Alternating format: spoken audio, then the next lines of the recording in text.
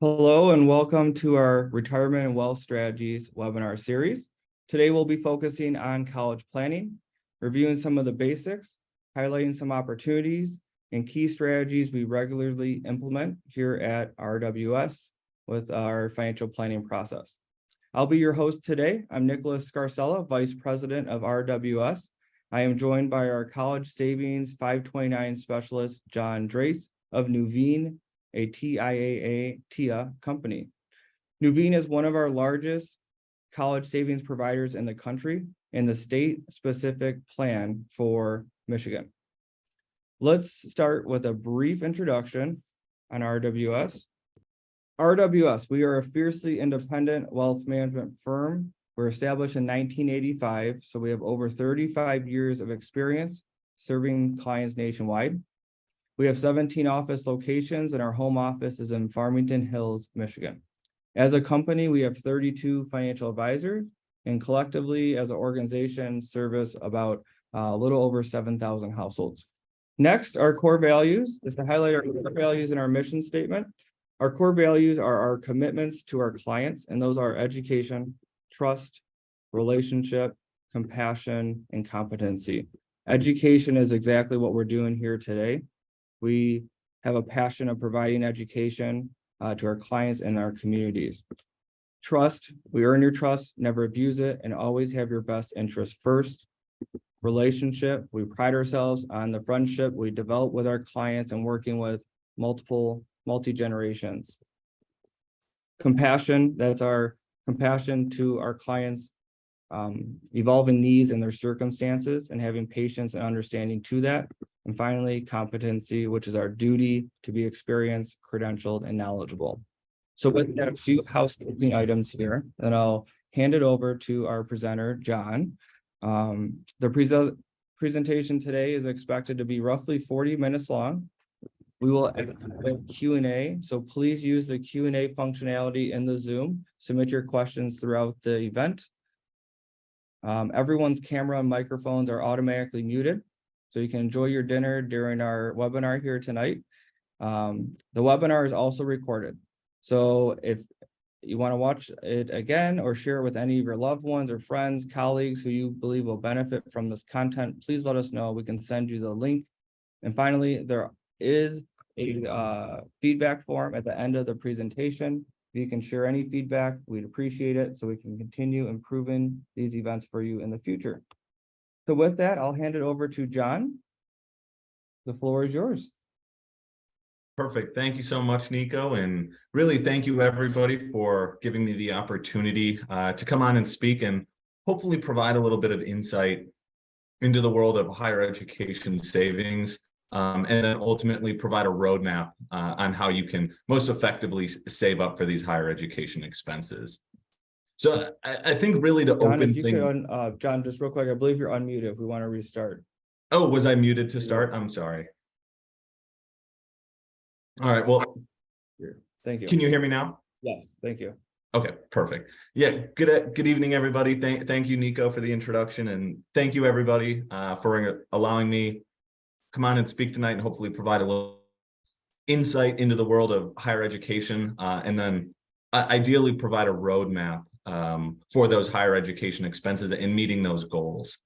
So to open things up tonight, I think it's going to be beneficial to take a look at kind of the current landscape of higher education and what some of those expenses can realistically look like today. So if I can go ahead and switch slides here, if it'll let me. There we go.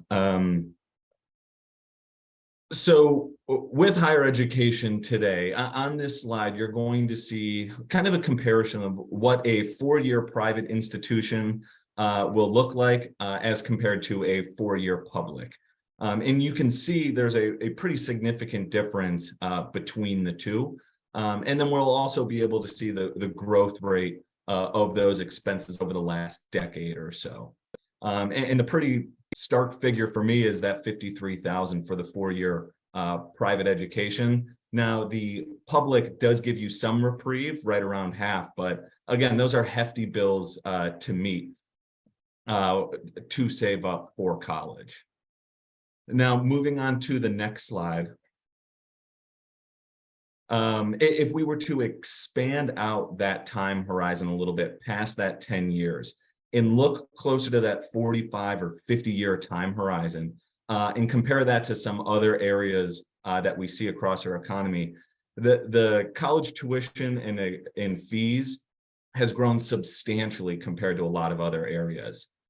So for those who are maybe not familiar with Consumer Price Index, or as it's shortened to CPI, this is our sort of standard or baseline level of inflation throughout the economy, which, as I'm sure many of you have heard, have seen the headlines over the last several weeks and months with that rising inflation. But college expenses have nearly quadrupled that of just standard inflation. And even something maybe even a little scarier is it's close to double with that of medical expenses, which we know have grown substantially over the last several years as well.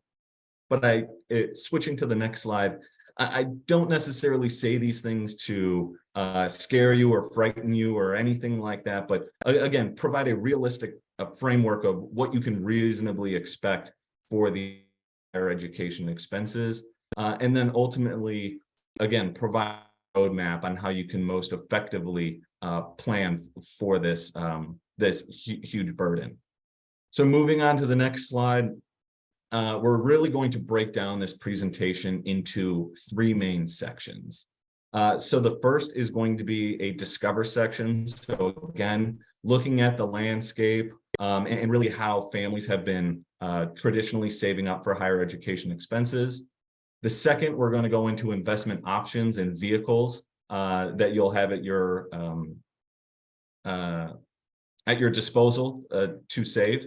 And then third and finally is an optimization section where we'll go over a lot of value add resources and try to make the best plan that's going to fit for you. So as promised, we can go into the discover section on the next slide. And one more for me, please. Thank you so much. So just a minute ago, we talked a little bit about the recent growth that we've seen in higher education expenses in that 10 and then expanded out to that 50 years. I think it's also important to get a forward-looking approach to the expected growth rates of higher education moving forward. And again, jumping down to that 2038 number, right now it's projected for a 4-year private institution to be close to $600,000 for those 4 years. And that's just 15 years away. Again, that 4-year public will provide a little bit of reprieve, but the projections do show that these expenses are going to continue to grow moving forward. And on the next slide, we're going to see how families are really footing this bill right now. How are they making up these payments for the average American household? And you'll notice by far the biggest chunk of that is going to be parental income and savings. But then the next largest is going to be the student and parent borrowing combined. So with student loans in the headlines they're drawing, I think it's important to take a little bit of a deeper dive into kind of what the full level of student loans is across America right now. So on this slide, again, you've likely seen the headlines surrounding student loan debt. It's being discussed in Congress quite frequently about what we're going to do to tackle this issue. And the reason why it's drawn so many conversations lately is that number that you see on the left, where total student loan debt has gotten to $1.75 trillion across America. So this is a large number. That is a lot of debt for the standard American household. And on the individual level, that equates to roughly $400 a month in just student loan payments, which again is very challenging for young professionals or recent graduates trying to get their feet under them and get their financial well-being going. You know, if they just moved into their first apartment, maybe tried to buy their first car, having that additional $400 a month can be an incredibly challenging hurdle to try to overcome in those early years in their career. Moving forward, now, despite the challenges that we're seeing with the current levels of student loans across America, we are still seeing the value and benefit of higher education from just a pure income perspective. So on this chart, you're going to be seeing two different things really being highlighted. First is going to be the median weekly earnings, and then the unemployment rate associated with each level of education. And what I'd like to point out is if you see the bachelor's degree and compare that to the high school diploma, on weekly earnings, you're making up that $400 a month of student loan payment. So again, you are still being compensated on average for pursuing that higher education degree, but those student loans are still becoming a challenge. Moving into the next slide, we're going to take a look at how are families typically budgeting for these expenses, and how are we really trying to tackle this? And as you read down, you'll see student reduced spending, students picking up a second job, parents reduce spending. And as you continue down the list, you'll pretty much notice the majority of these are good old-fashioned belt tightening, budget reducing game plans. And while that's incredibly important, there's some other items that you can do, namely investing, to help get ahead of the game a little bit. So if we move forward to the next slide, it really highlights the benefit of being able to invest and investing early and often whenever possible. So just a few slides ago, we saw that breakdown of the projected costs of both four-year public and private institutions. So if we were to assume 18 years from now, that average cost is expected to be somewhere around $240,000. And in order to meet that bill, if you were to start contributing now, that would only be somewhere around the ballpark of $500. A lot of families have that mindset of, I'll wait till my child's in elementary school, we have time, but just waiting those 5, 6, 7, even 9 years can close to triple the amount of monthly contributions you'll have to make to bridge that gap. So again, just really highlights the benefits of saving early and often whenever possible. And almost just as important as saving early and often is, it's also incredibly important to choose the right investment vehicle. So really, you're going to want to look for three main things. You're going to want something that allows you to start small and offers large growth potential. You want something that's easy to use, consumer friendly, something you can log on to, check in on. That's going to be incredibly important. And then third and final is something that keeps you in control.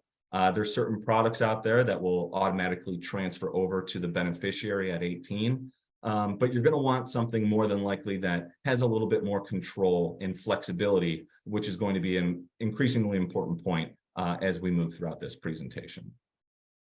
And that actually dovetails relatively nicely into the next section here, where we can kind of go over the different investment vehicles and options that you'll have at your disposal for higher education expenses. So on this slide, you're going to see a breakdown of the three most commonly used investment vehicles for higher education savings. So those are going to be 529s, which is what I specialize in. The next is going to be Coverdell's, or education savings accounts. And then the third and final is going to be a trust, or an UGMA or UTMA, are the two different classifications. And 529s have really picked up steam in terms of popularity over the last several years. And as you may be able to tell from this chart here, that's largely due to the amount of benefits and flexibility that 529s can offer, with contribution limits, flexibility with beneficiaries and account owners. There's just a lot of benefits to using 529s, but really all three of these plans have great uses for them. Really, that benefit in those three plans, one of the common benefits they have is that tax advantaged growth. So one of the common questions is, well, why wouldn't I just use a standard brokerage account? Why would I have to use a specific vehicle like a 529? And really, it boils down to the benefits of tax-free growth. And what you'll see here is just a representation of that benefit over the long term. So while state tax benefits may be relatively minimal, saving early and often and saving on those state income taxes does have an outsized benefit as you progress. And on top of that, not having to pay any of those capital gains taxes along the way makes a huge difference as well. Where if you get to that 15th year, close to $6,500 alone in just pure benefits. So making sure you have that tax advantaged growth is a huge benefit for you. So again, as a specialist of 529s, it's probably a good idea to maybe take a step back and just highlight some of the main benefits of 529s and what really are these accounts. So again, very simply, they're tax advantage education savings account built for primarily higher education. These funds pay for college and other related higher education expenses. They don't just have to be used for tuition, which we'll be getting into a little bit later on. Pays for tuition at thousands of higher education institutions, not only in the US, but it does allow for abroad higher education as well. Almost anyone can contribute, making it a family affair, making it very, very easy for friends and family to contribute through UGift. And then the fifth is just kind of a common question we get very often is, what does 529s mean? Very simply, that's just the section of the Internal Revenue Code that these are built under. So at a very high level, that's what comprises a 529. But again, the key benefit that I'll like to come back to throughout is going to be that flexibility that 529s offer. So the first is going to be with account owners and beneficiaries. So unlike some other investment vehicles, there are going to be no income limitations. There's no state residency required. You're going to have full control.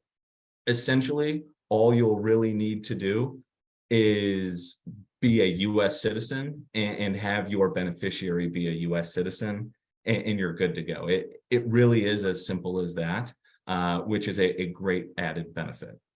One thing I would like to highlight on this slide is going to be that you can change beneficiaries of a 529 as well. So if a common scenario that comes up is if you have two children and the first is a basketball superstar and gets a full ride to University of Michigan for basketball, they don't need that 529 benefit anymore. You can very simply just roll that on into the next child's 529. That'll be no taxes, no fees, anything associated with that. So having that flexibility of being able to change beneficiaries is another great added benefit for instances like that. There's also a lot of flexibility in how these funds can be utilized for higher education. So a lot of people think it can only be used for tuition, but it's also books, supplies, room and board. If you need a computer or if you're attending an online university, it'll pay for a computer. Something else is, while these are specifically intended for higher education, you can use up to $10,000 annually for K through 12 expenses on top of that. One key resource that I like to always point out is along the lines of eligible institutions. The general rule of thumb for being able to use a 529 at an institution would be, as long as they are eligible for federal financial aid, then you are good to use a 529 on them. That resource I mentioned just before Savingforcollege.com. This is something I'll get into later on in the presentation, but savingforcollege.com has a great resource where you can simply search up the school and it'll tell you if it's an eligible institution. But again, a lot of flexibility on where and how you can use the 529s for higher education expenses. Moving on to the next slide. These are going to be a little bit more specific to our specific 529 plan. So for today's conversation, we're going to be focusing on the state of Michigan's 529 plan. Some of these rules that I'll be listing out are going to vary from state to state, and I'll be sure to follow up with some additional resources surrounding those different rules and regulations each state has. But to touch on a few, there's no annual maintenance fee. Like I referenced before, there are no income restrictions. The account owner is going to be able to control the assets. You will be able to deduct up to $10,000 on an annual basis for joint for the state of Michigan. You're going to have a $500,000 lifetime contribution limit. So for any estate planning needs, that can be a massive benefit. And then on top of that, you're going to be able to get that financial professional expertise and oversight from Nico and team to help make sure you're following the right investment plans to meet your goals. I mentioned with the $500,000 lifetime contribution limit for estate planning purposes. And so for those grandparents who may be looking into estate planning, 529s can be a great tool for that. So with gifting expenses, you can contribute for joint filers up to $34,000 on an annual basis without incurring any sort of gift tax implications. But a great added benefit is going to be our super funding or accelerated gifting program, where you can do 5 years of contributions wrapped up into one. So you can see right there that you can contribute up to $170,000 in a given year without incurring any sort of gift tax expenses or implications. The one note I'll make on this is once you do that accelerated gifting for the 5 years in one, you'll obviously then be restricted from that for another 5 years. But again, for estate planning, this is a great added benefit. I also mentioned flexibility of contributions with UGift a few slides ago. And UGift is going to be a great service for friends and family looking to contribute to an account owner or a beneficiary. So if I could use a personal example for a quick minute, my brother has 2 children, and every year on their birthdays and major holidays, I write my brother a check to contribute to their 529 plans. With our plans, we have something called UGift, where each plan will just be associated with a specific code. And then as long as that code is included on any sort of contribution, it will automatically be linked to that beneficiary's account, removing that extra step of having to cut my check or cut my brother a check. He contributes. I would just be able to do that directly from an online account. So very simple, very easy to use, and a great benefit for birthdays, holidays, things like that. So that leads us into the operation portion and some of the other tools and resources that you'll have at your disposal to, again, pick the right plan that best meets your needs. So moving on to the next slide, really we like to simplify it with a 1, 2, 3 approach on how you can start saving for college. First is obviously going to be start with money you don't have to pay back. So any sort of savings, 529s, investments, things along those lines. Next, you're going to want to take a look at the federal student loans to bridge any gaps you may have. And if there are still some outstanding, that's when we start looking into private loans, as those typically carry a higher interest rate associated with them. On the next slide, for those of you who are more visual learners like myself, I like the breakdown of highlighting this in a pyramid format, where you really want to set your foundation with those savings, whether they be checking savings or in that 529 account. Having that bedrock and foundation is incredibly important.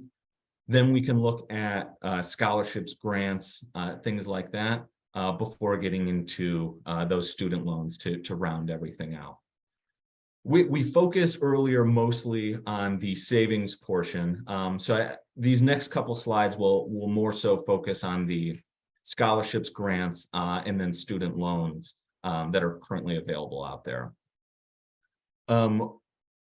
The statistic I always like to highlight is while 73% of students do get awarded some sort of scholarship or grant, that typically only covers about a quarter of the costs. And a lot of people sort of overestimate the amount of benefit they may be able to receive from these grants. Again, it's incredibly beneficial to look at these, but not necessarily great to put all your eggs in that athletic scholarship or academic scholarship, as again, on average, that doesn't quite cover everything you would need. Moving on to the next slide with student loans. Again, this is going to be highlighting how the average American households are looking at getting loans to pay for these higher education expenses. And really what we want to do is, again, kind of move from left to right in terms of accessing these loans. So those federal student loans are going to be your best option that typically offer the lowest interest rate. From there, private student loans are going to be a little bit more expensive, so they're less commonly used. And then others that people often utilize can be doing like a home equity line of credit, credit card debt, things along those lines. But again, that's where those interest rates get progressively higher and higher and more challenging to overcome.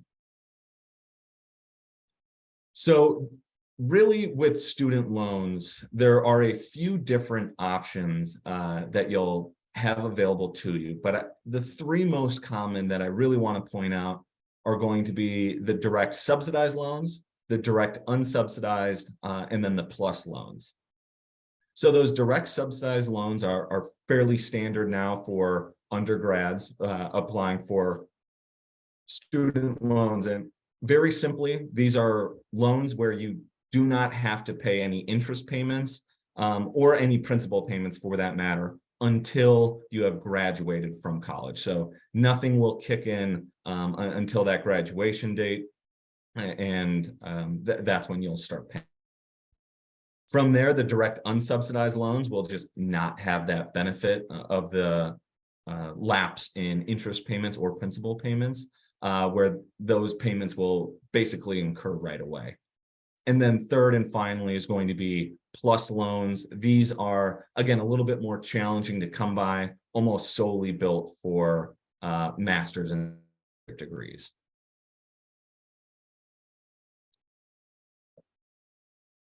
FAFSA is another resource for financial aid that everybody should apply for. This is something that a lot of people think it won't apply to me. I won't get any benefit. Even if you don't think you may apply for any of the federal student aid, it's always good to apply and submit that application. It's relatively easy and pain-free, and most importantly, it costs you nothing. It's free of charge to apply. I do want to make sure, if we could go back a slide very quickly, I do want to just quickly highlight the three different deadlines that you'll have for submitting FAFSA.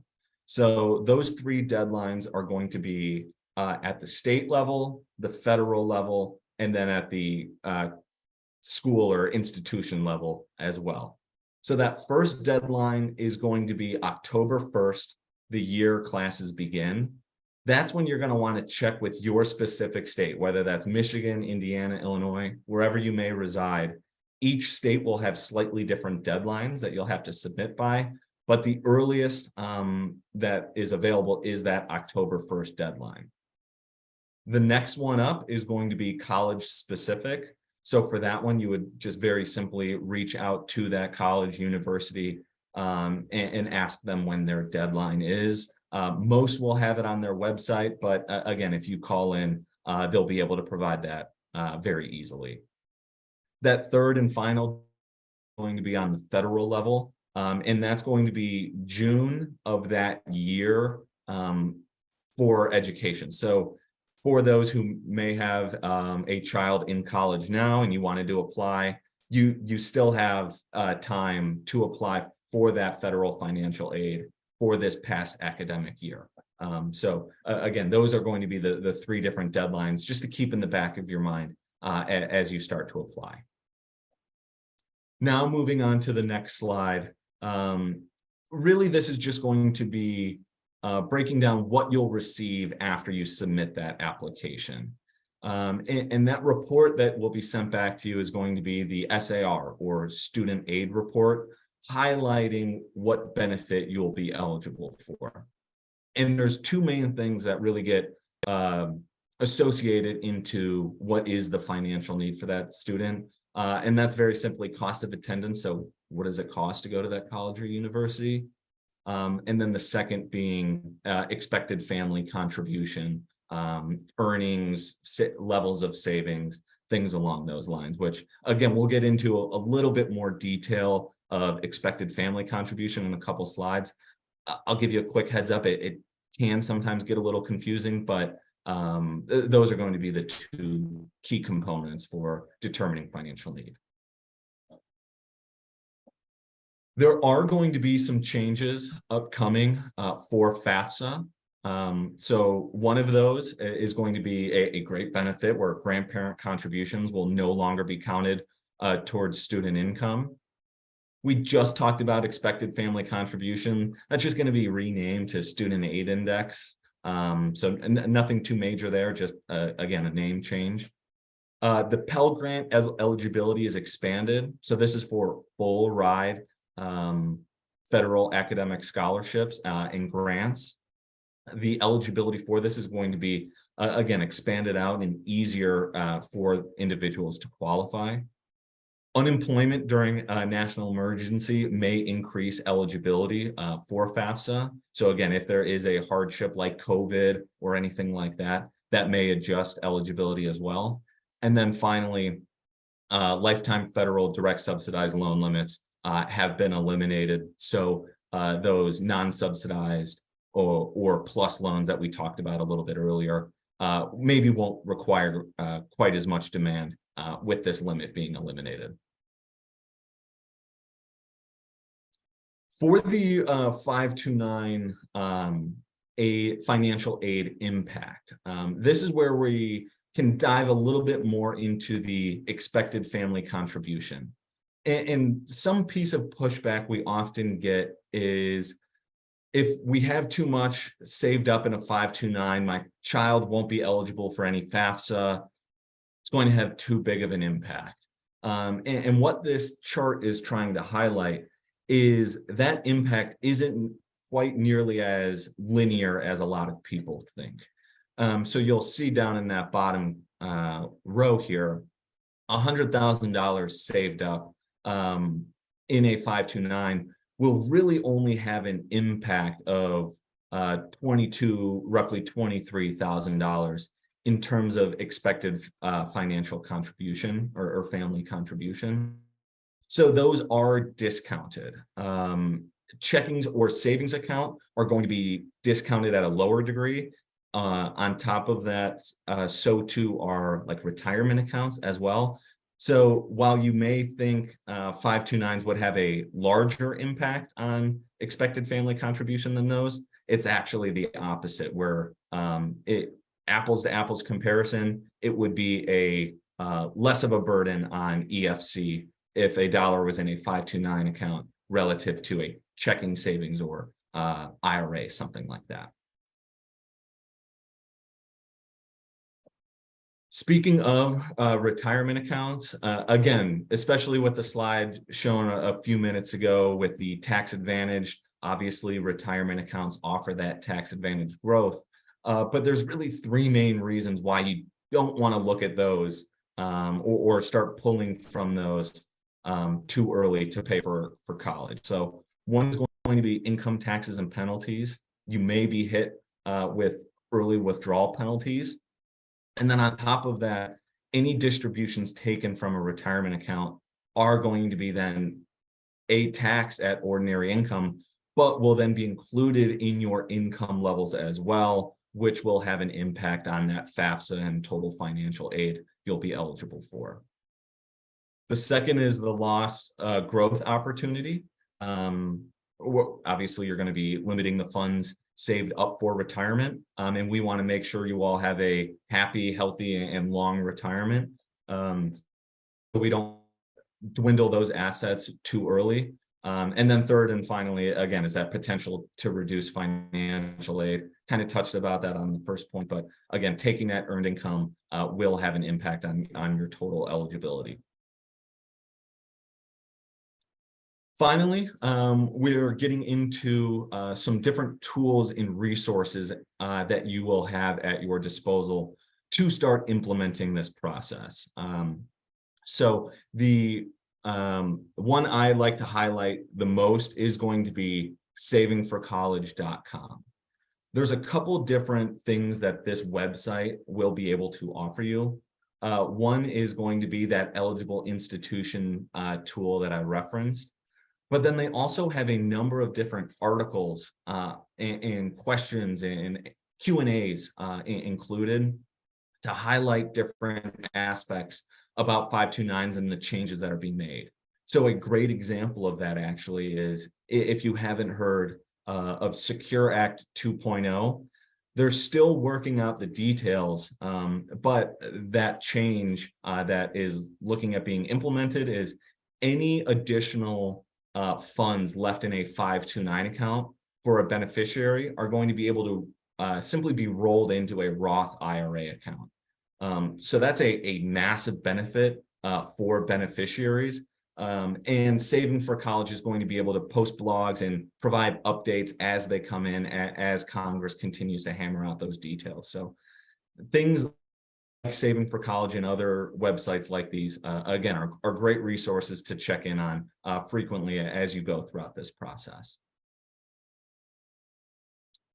So finally, that will bring us pretty close to the conclusion of our presentation here. But to really summarize everything for 529s, they provide that tax advantage growth. They're accessible. They provide a lot of flexibility in a lot of different areas. They allow you to remain in control of the assets and how they're used for your beneficiary. Like we discussed before, there's great gifting and estate planning benefits that 529s can offer. And then on top of that is the 529 investment management of expertise of partnering with someone like Nuveen and our parent company, TIAA, as well as your financial professional, Nico, and team to provide you the best possible advice in planning and saving for higher education. Moving on to the next slide. We can even move on to the next slide, actually. We'll now be kind of getting into some of the disclosures and everything that we'll just have to flip through briefly. But again, I want to thank you all for sitting in and listening to some of the benefits of 529s and trying to provide a roadmap for higher education expenses. So I know I've been talking for quite a few minutes here. I promise I'll take a breath, and I understand there may be some questions here. So I'm interested to see what everyone has to say. Thank you, John.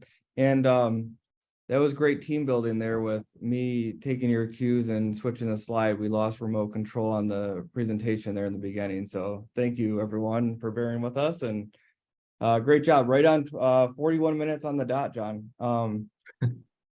So one big point before we get into two questions that came in, it looks like two or three, being intentional about the funding, the holidays, the birthdays, those special occasions, having a set amount of dollars you want to defer into the 529 on a calendar year basis is important. And it makes these goals easier to achieve. So thank you for highlighting that, John. And fun fact here, 7-Eleven on July 11th or 7-Eleven, we're all aware you can go to 7-Eleven and get a free Slurpee. Memorial Day here on Monday, May 29th is National 529 Day. So while you're at the barbecue, on the boat, hanging out with the family, the friends, the colleagues, talk to them about college savings for your loved ones. So with that, John, one question that came up is, what are the investment options in 529s? What does that look like for the account holder? Yeah, great question. And also very quickly, thank you so much for bringing up 529 Day. I was going to bring it up myself, but I was afraid everyone would make fun of me for being too dorky about 529s. But yeah, for investment options, there's going to be a number of different real avenues you'll be able to explore. I always kind of like to break it down into three main buckets. So the first is going to be a target enrollment.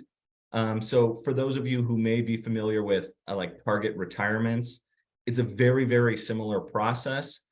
You would just select the portfolio that you would reasonably expect your child to enroll in college, and the portfolio will automatically adjust as you get closer to that time horizon to be a little bit more conservative, so you don't have those massive fluctuations.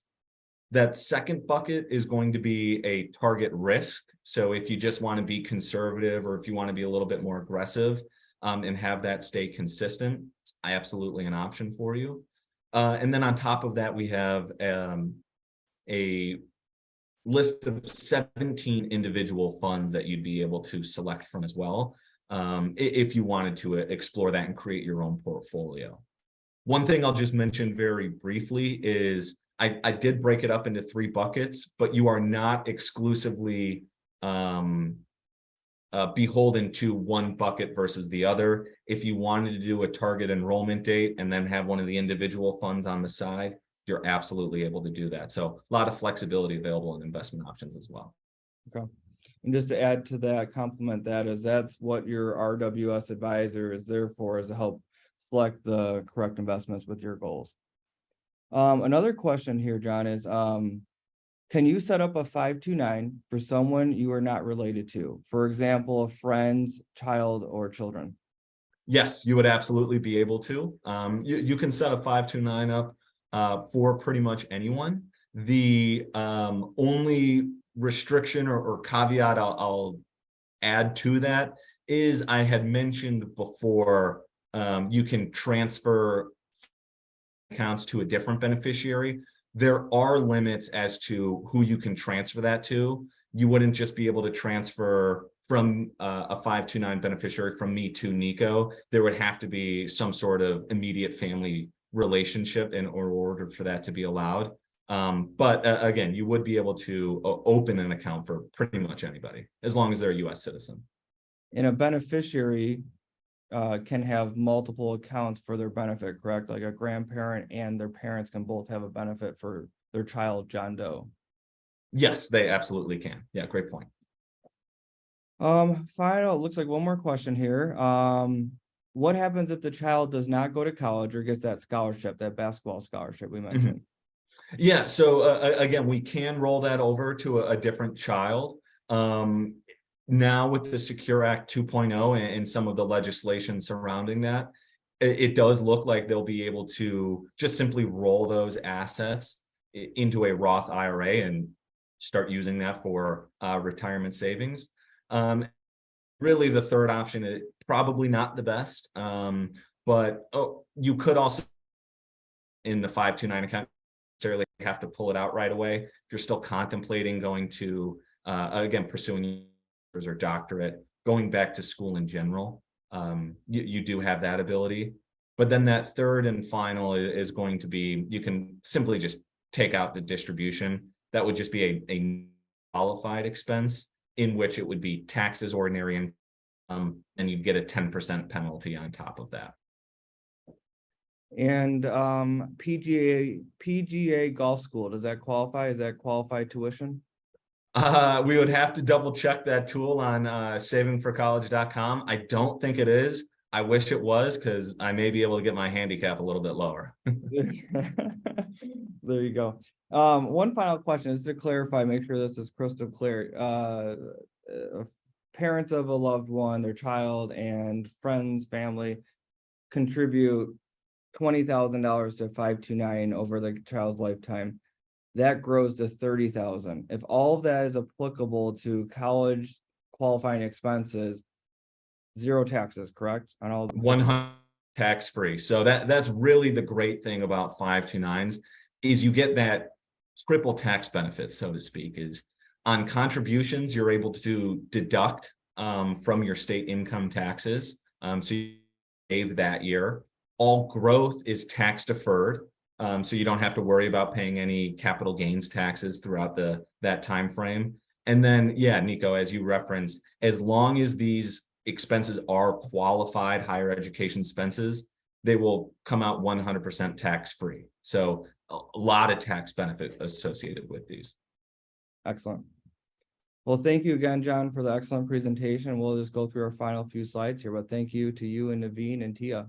Yeah, certainly. Thank you so much, everybody, for giving me some time this evening. And please don't hesitate to reach out if there's any questions or materials I can provide. Okay, thank you. Thanks. So in closing, we just want to highlight a few of our upcoming webinars. That is the last Thursday of every month at 7 p.m. Eastern. June, we have estate planning. July, we have our Medicare basics. And finally, in August, we have optimizing Social Security benefits.